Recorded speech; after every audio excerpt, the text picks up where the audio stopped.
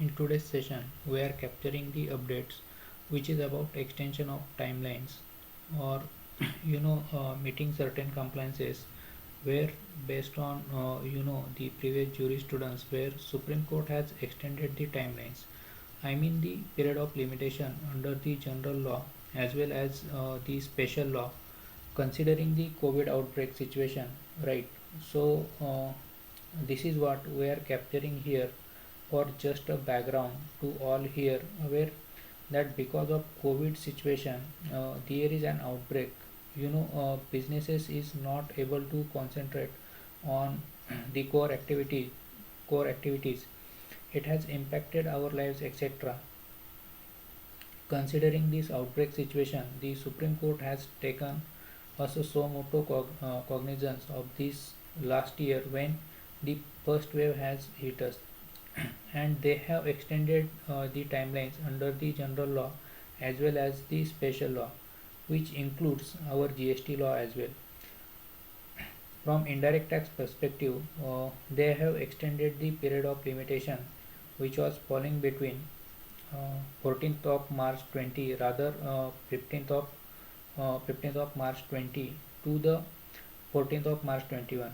So that's 1 year extension of time limit has happened, but afterwards since the second wave has also came up, uh, so again they have taken so moto cognizance and they have extended their own order for completing any judicial and non-judicial proceeding until further notice. So it has been Senate extension of the order till further notice by the court. Now, if you look at the powers of court from constitutional perspective under the Article 140, 141 read with 142, the order uh, the order of Supreme Court is applicable on all courts of India, including tribunals as well as the authorities also. It is mandatory order. The authority is supposed to follow the orders of Supreme Court, and that is why we have the supremacy of the court, the apex court of India right now. Parallelly, the government has also been under relaxation mode and they have given relaxation for meeting certain compliances or completion of any action under the GST framework. And they have extended the compliances timeline, which is falling between 15th of April 21 till 13th May 21.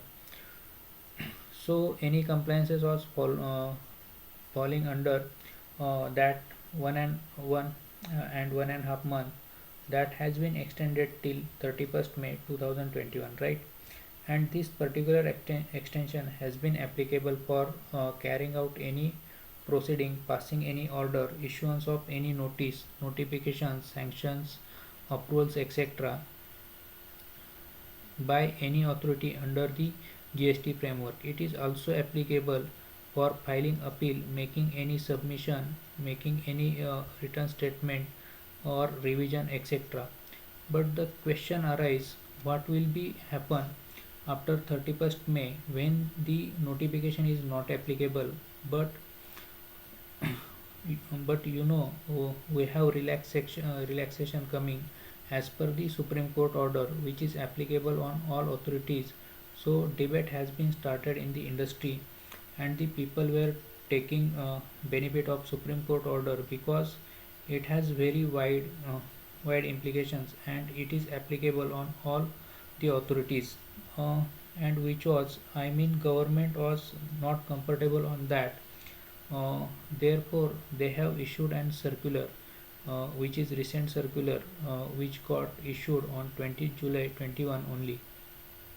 It says that applicability of Supreme Court judgment would be as under. So very interesting. Normally we have circular which clarifies the intent of law or the legislation which is put in place, that clarify through circular, but Now we have circular which clarifies the applicability of Supreme Court judgment, right? And that circular says uh, that I mean the government has taken the legal opinion considering the past backgrounds of Supreme Court judgment and notification which is issued by the government later on as per the legal opinion. Uh, they are of the belief that the order of Supreme Court is applicable on jurisdictional and quasi-judicial proceedings to the extent of and appeal petitions only. By default, it is not applicable on any action which is carried out under GST framework. So, if somebody has to issue a demand notice, somebody has to carry out any rejection of refund, someone has to carry out any investigation, someone has to conduct uh, any arrest. Also that is not applicable. I mean, leg- uh, legislation framework only. So whatever is the timeline for carrying out those investigation, for issuance of notice, for issuance of summons, and carrying out any such inquiry, etc., will these proceedings under the GST law, under various provision of the GST law, so that will be governed as per the GST X provisions only. But the Supreme Court judgment is only applicable in case any appeal which is to be filed before appellant authority. uh, it could be joint commissioner, additional commissioner, or any authority, any advance ruling authority or tribunal, etc. So in nutshell, they have restricted applicability of the Supreme Court judgment for which people were uh, taking the benefits because of it has wide applicability.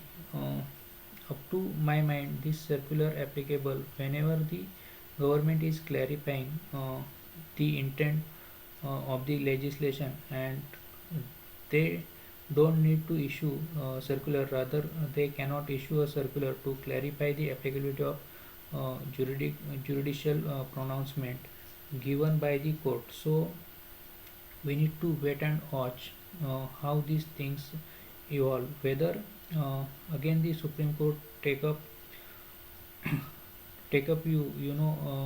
cognizance of all this development which is happened, where applicability of their judgment restricted to that extent, and they will see how these whole things evolve. But this is what just wanted to share with you.